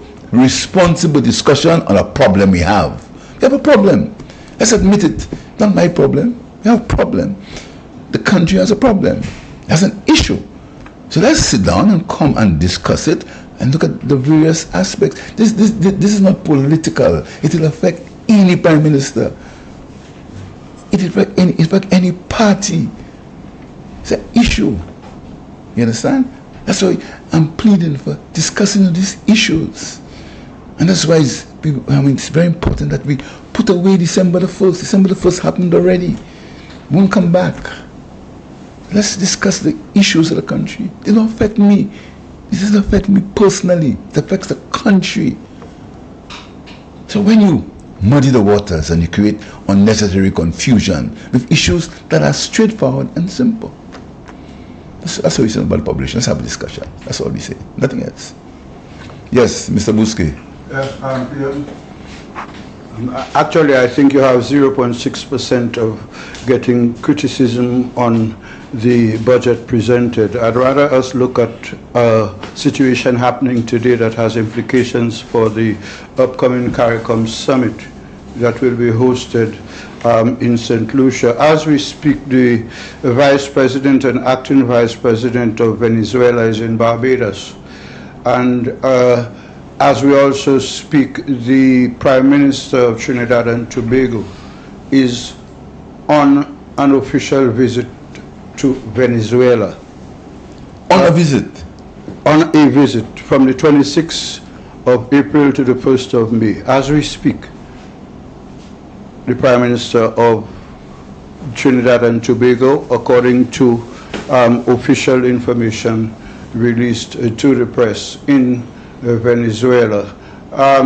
Within the context of the upcoming summit, I do know that you closed the 50th summit in St. Kitts with concerns about the insufficiency of, or the apparent insufficiency of recognition that climate change can change whatever we're doing within an hour or a day. But since then, the world energy crisis has created extra problems that will have implications for your summit. So from the standpoint of you going to be the chairman, to what extent do you think that that summit will be able to bring Trinidad and Tobago and Venezuela closer to CARICOM? Well, I've made a point several times before that foreign policy is not, there is no uniformity. There's never been uniformity in foreign policy of the region. Now it's been blown up more than before. There's not been uniformity. You may recall the Grenada Revolution. When there was the invasion of Grenada, there was no uniformity.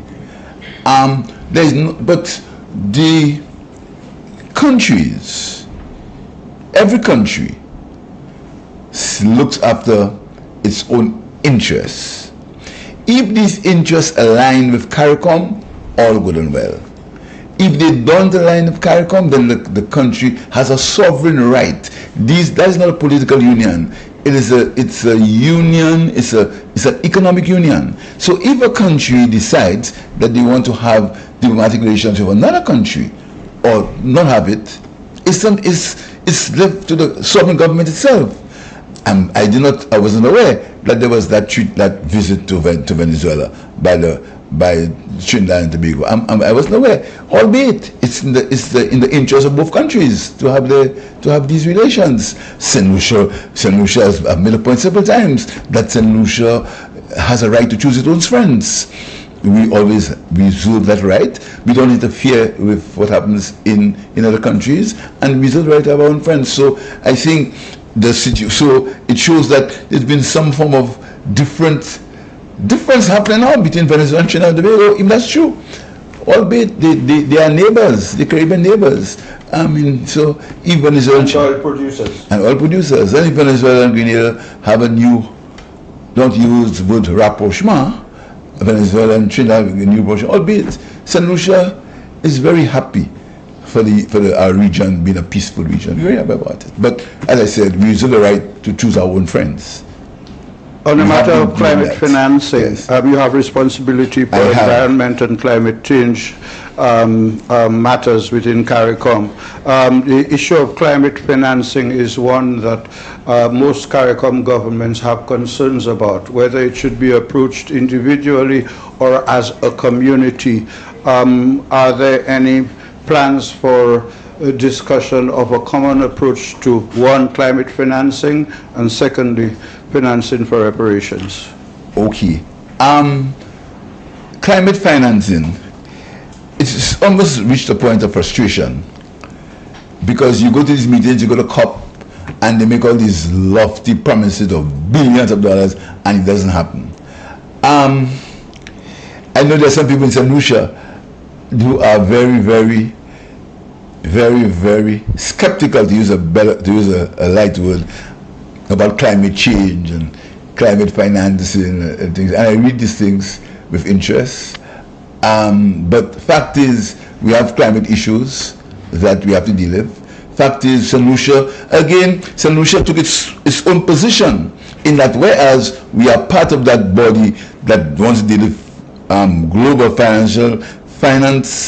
climate financing from a global point of view, we've taken our own position. We formed our own sovereign wealth fund to deal with climate adaptation and climate mitigation. I mean, these are the steps that St. Lucia has taken. We've again, much to the annoyance of the opposition, we took that position, our sovereign wealth fund. And I want to tell you that we're going to be making our first contribution to the sovereign wealth fund from the CIP program. That first contribution is going to be done shortly when we're going to start our sovereign wealth fund, to show the world that whereas we wish and we hope that there is global acceptance and global delivery. There's always acceptance, but it's global delivery on climate financing, global delivery on mitigation and adaptation methods, global delivery on having climate clauses in our loan arrangements. St. Lucia negotiated a climate clause in the loan with Saudi Arabia for St. Jude Hospital. So we want these climate clauses in the loans. So if there's a disaster, at least suspension of that loan. So we are working for it. We're working towards it, but we are not going to be raising a flag and saying global financing for climate change, particularly for small islands like ours, will never be at the level that it ought to be. Some countries help unilaterally, between country and country, bilaterally, but in terms of the billions of dollars promised for climate change, we are very skeptical that ever will happen. Just going back a bit and to piggyback on those questions, no doubt you, from time to time, made it clear that CARICOM is an economic union. As the incoming chairman, would it be part of your agenda to ensure that this economic union becomes something more? A single market. Yes. That would be my dream. I made a statement last week or 2 weeks before the budget. I want a few simple things to happen. You see, we've been dealing with a lot. I tell you something. People have been dealing with a lot of big things, which are necessary, huge issues, global issues. But there are a few little issues, simple issues that we have to deal with in the region, right? Things like a uniform arrest warrant. Arrest a man in St. Lucia, then once you find so he's arrested in Trinidad, if he's needed in Trinidad, if he's in Barbados. Things like witness protection. There are a lot of legal things that could make life a lot better for us, right? Legal things little things that exist in the Treaty of Chagaramas that we have to get going. We have to put the law is there, but we have to make it practical. We have to make it workable. We have to make the processes work.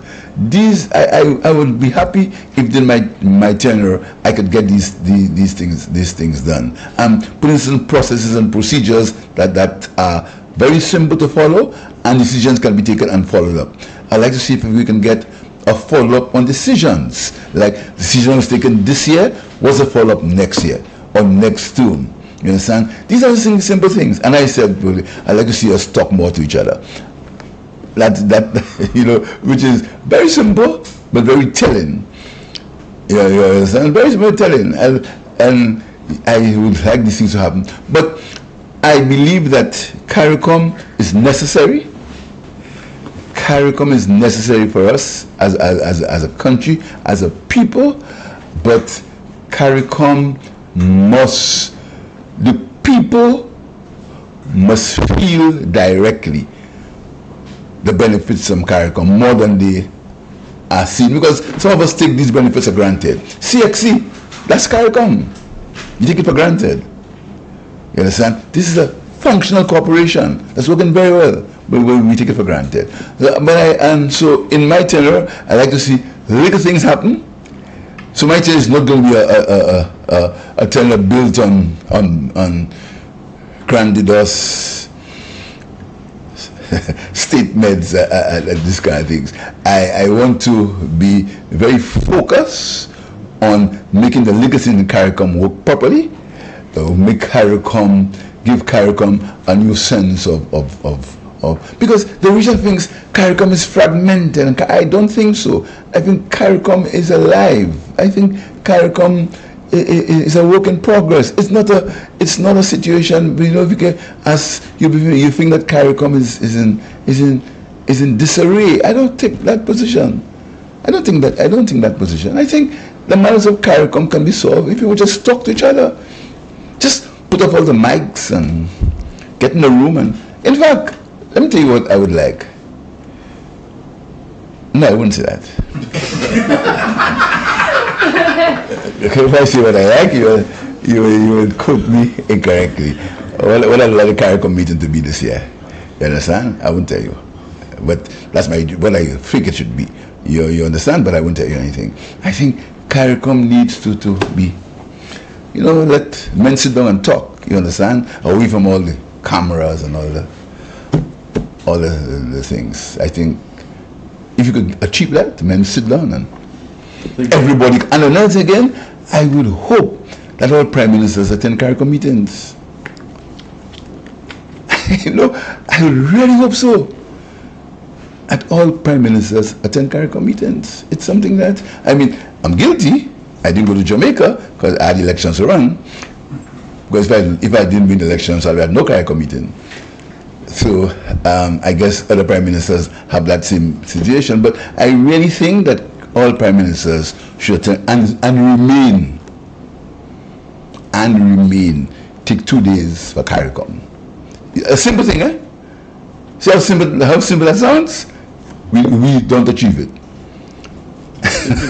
We don't achieve it. Very simple thing. Come and spend 2 days with each other. We don't achieve it.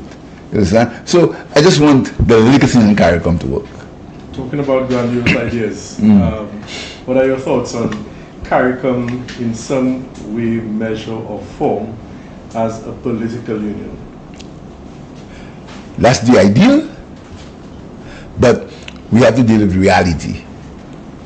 It's the ideal. That's the ideal. But the reality is that would be very, very difficult to achieve. But you don't know who can lead that? The young people of the region. The young people. They're the ones who can cause that to happen. They're the ones who can. But it's a reality. It's a ideal.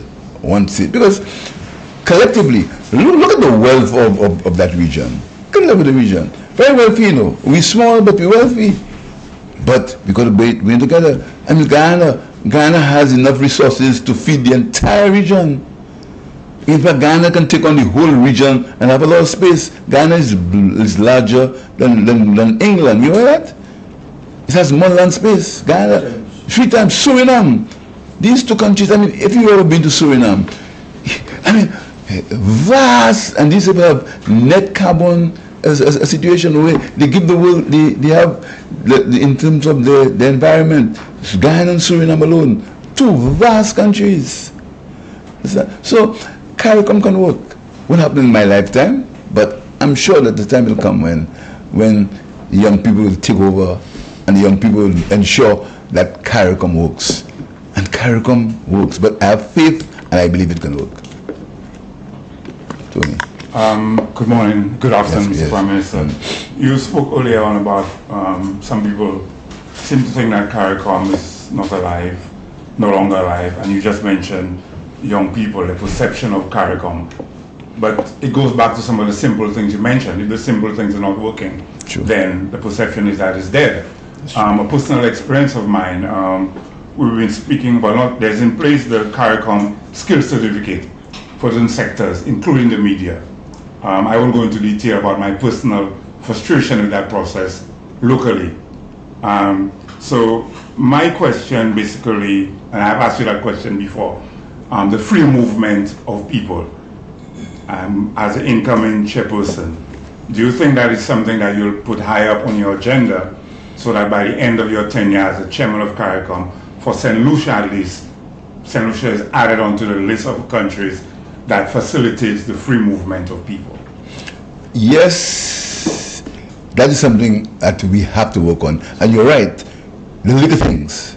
But you know, again, each country has its own individual political situation. You see, what causes the problem is that you go regionally and you make these statements, and when you come politically, you know, because all politics is local, eh?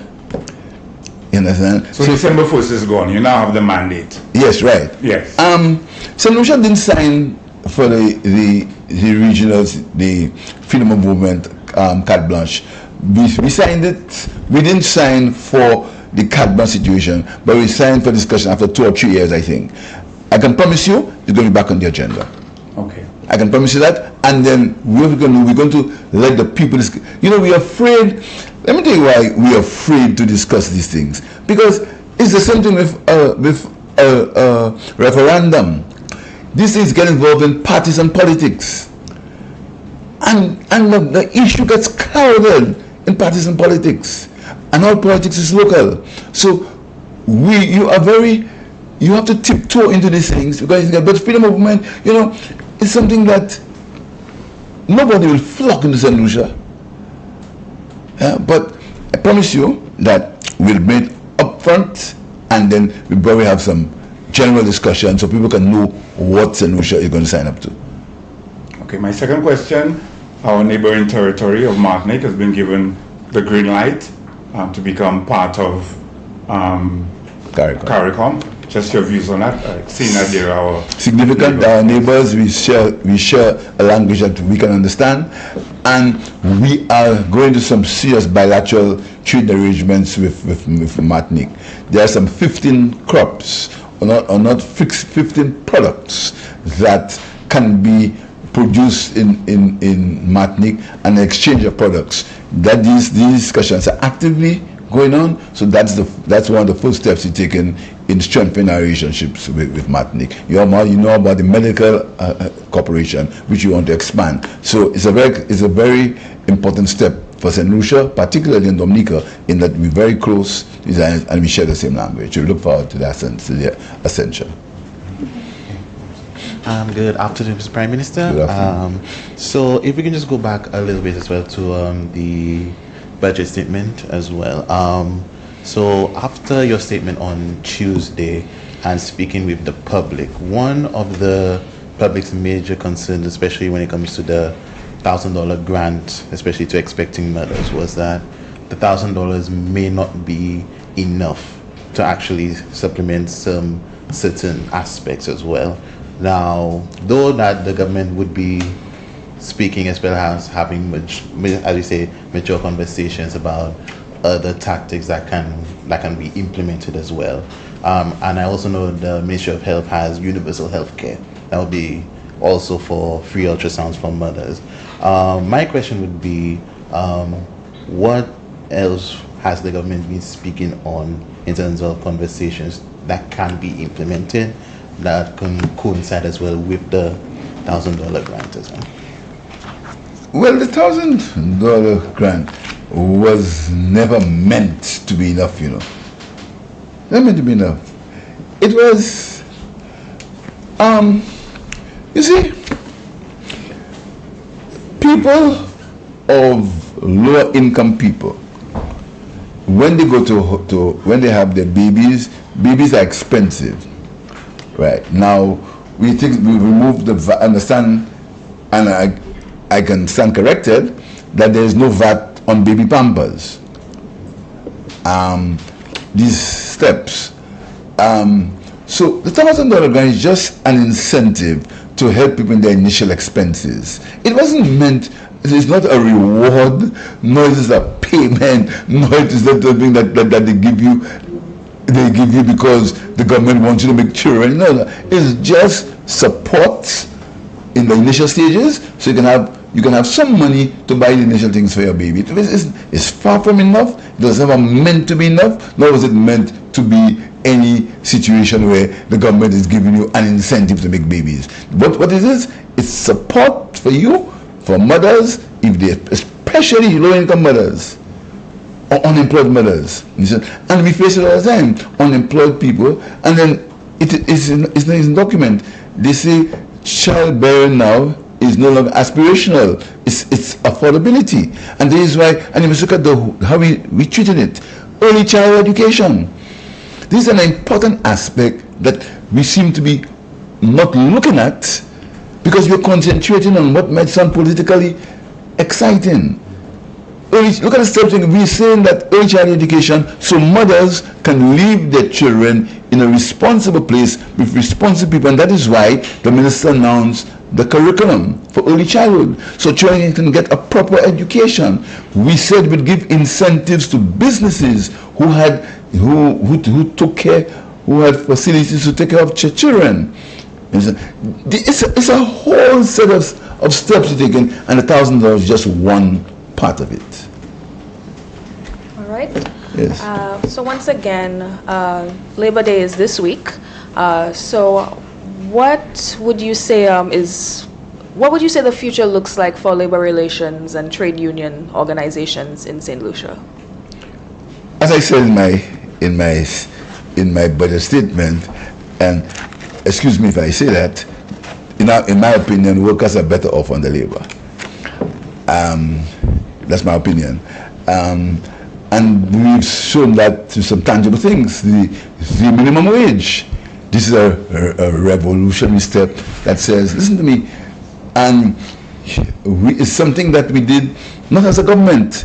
And I understand the representatives of the union, the private sector, said, listen to me, there's going to be a minimum wage. The time may come when you have to review the minimum wage. We had negotiations with the public servants after 13% increases. I understand that there is a new police welfare president and a police welfare association. I wish them well. I hope they represent the interests of police officers only. Because, I have a sentimental attachment to the police. I have been pillared by a particular radio station for saying that. And I say it again. My father was a policeman, so no matter how you pillar me or you attack me, that's a fact. He's proven to be my father, and he was a policeman. So I have this emotional attachment. So I hope that the Police Welfare Association see about the welfare of policemen, and I underline the word, the welfare of policemen, and we give them all the support and the help. We've completed all the negotiations as it relates to the collective agreement. The last one we did was the police belts. The police have been clamoring for a new belt. The belts are here. Every policeman will be fitted with his belt. You stop hearing anything about protective armor, the vest, the bulletproof vest. Every policeman now has access to one. So the government isn't, the welfare workers is clear. We made a revolutionary action we made more than 1,000 people who were contract workers permanent. And the far-reaching effects of that must sink. There were people, to get a loan, the loan had to be tailored to meet their working conditions.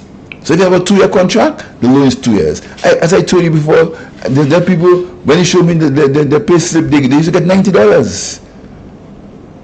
You know, because the pay slip, they had to have the loan for the pay slip. Another thing is, we're going to be giving thousands of people land-free workers, people who've been living on the land for more than 30 years. The Crown is giving them title, and that title means free of charge. The government is paying for the lawyers to prepare the deed of sale. Again, far-reaching. Here is somebody now who has a piece of land. They can take a mortgage, they can send their children to school on the mortgage, they can extend it, etc. Far-reaching things for workers. So when I said that the workers in this country are better off on the labor, I can do it by tangible. But we ask for give and take, we ask for understanding, we ask the situation that we don't live in the world alone. We're not the ones who create the price of oil. So we ask for that, but I really believe the workers of the country are better off on the labor. Good day, Prime Minister. Just two things. I'm not too sure. Just two things. I'm not too sure if you saw what happened over the weekend in Dominica with the weather. Just your reaction. Well, this morning, I was speaking to a prime minister, and he told me so. I did not. Very sad to say, I didn't know that. You know. I'm going to call my friend, the Prime Minister of Dominica. I'm going to call him when I leave here. I didn't know that. I heard there was devastation. I did not. What time happened? I'm not too sure as to the time. I just know it was a lot of flooding, very bad weather. Very. I'm very. I want to empathize with the Prime Minister. I'm going to call him later. I did not know that. But that must have happened in the afternoon. Daytime, yes. Yeah, because I was speaking to him in the morning. Yesterday was Sunday. Yeah, we had a discussion in the morning. What's happening in the afternoon? I'm going to give him a call. Yeah, but just your reaction that we have our hurricane season coming. Yes, climate again. My age-old thing I say all the time: stop throwing garbage in the rivers. Very simple things. That's not political. That's not giving me more votes. Flooding. I don't know if it will make a situation. I don't know. I can't proclaim. I'm sure if there is a rain event in St. Lucia, the flooding that will take place partly, don't misquote me, partly will be because of the dumping of garbage in the waterways. It must be. Why aren't we responsible and stop dumping garbage in the waterways? Why is that so simple? We cannot do it. We can't do it. A very simple thing. We just say to you, do not dump your garbage in the waterways. Very, very simple. I'm not saying it will stop flooding, but it will mitigate against some of the damage. Let me give you another situation. People build their house on the riverbank, want the government to build a wall.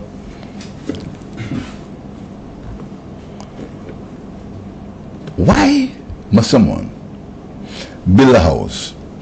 And there's a gentleman who is on the radio every Friday saying the government doesn't look after him and things so. And it's not my duty to bring the press to tell the press what to do. I like the press to go and see where a gentleman lives and see his recent addition to his house, where he put it. So see where he put the latest addition to his house. I want to see. So where is the responsibility for our own actions, miss? So Dominica, as I said, I'm going to call. Very concerned. I don't know whether you can give I'm not sure what's the extent, but if we can help our colleagues in Dominica, we surely will. If we can offer any help, I do not know what's the end result of the damage. But again, hurricane season is in June. Begin pruning your trees. Again, people don't want to prune their trees. The branch falls on top of the house. Blame the government. All we're saying is prune it. Don't continue to prune it. So if it falls, the damage not going to be as intense. Just prune it. That's what we say to prune it. Prune it. If you can put some extra guttering on your house, help you in your water harvesting, and it will stop the water falling into your foundation. These are very simple things, you know. Now don't tell me things are hard you can't afford. A piece of guttering to put on the side of a house is the equivalent of a few beds. It's like if you say, well, I'm not making 2 rounds of bed this month, you can put up some guttering.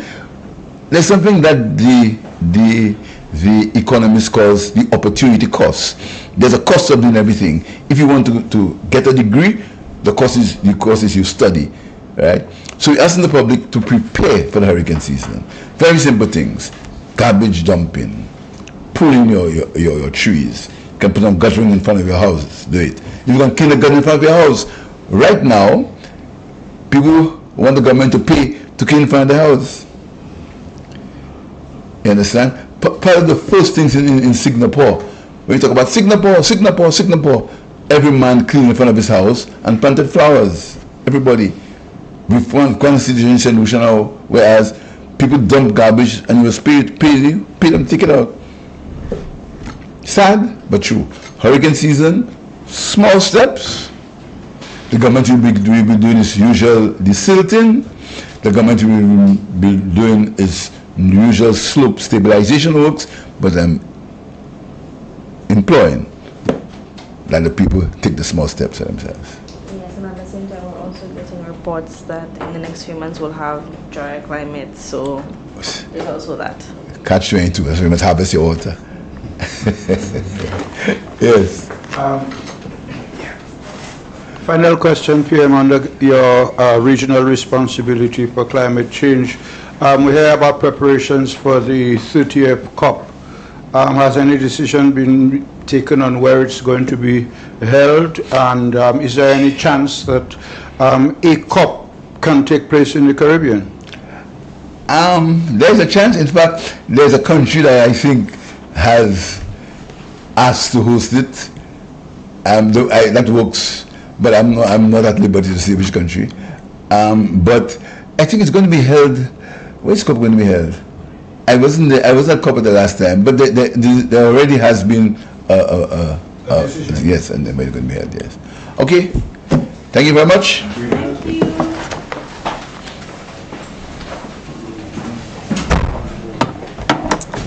Once again, we thank you for being here today, and we have come to the end of this Monday's pre-cabinet press briefing.